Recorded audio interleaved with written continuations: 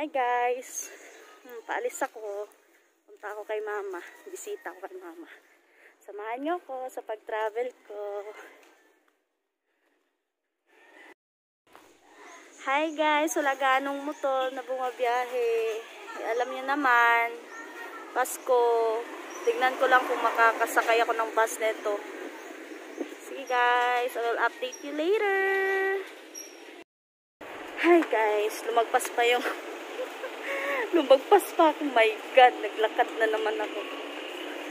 Wala ganong nagbabiyahe ngayon. See you later. Hi guys, di pa rin ako nakasakay ng ng bus.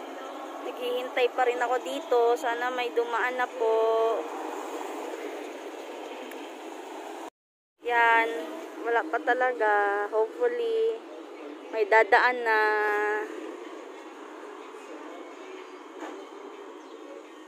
Dito na ako sa bus stop. Pero parang walang gaanong dumadaang bus eh. Alam niyo na, Pasko, hirapan yung pagsakay. Sana soon makasakay na rin ako. Diba?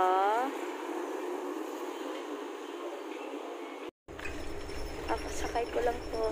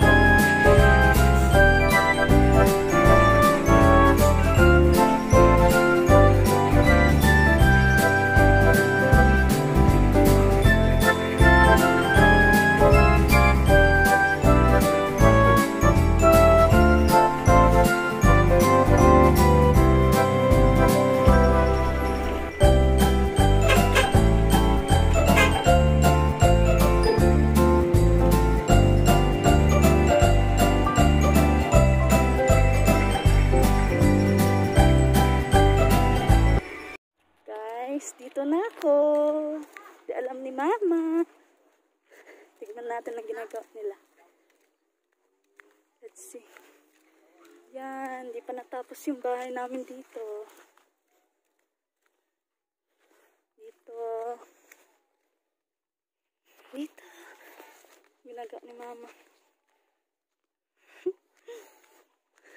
Cute-cute naman. Sky, ni Tita.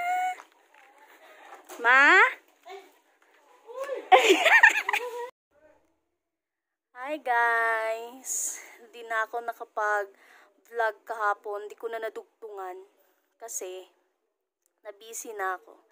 Story ko na lang yung nasa video ko na nagulat talaga si mama sa pagdating ko. Kasi, yung pag-aakala niya is kinabukasan pa ako pupunta dito. Kaya nga nakaupo si mama nung pagdating ko kasi nang lumo siya nung nabasa niya yung text ko na bukas na lang ako babalik. Kaya yun, di na ako di ko may i-upload pa ako kung ano yung mga new activities na nangyari dito sa probinsya.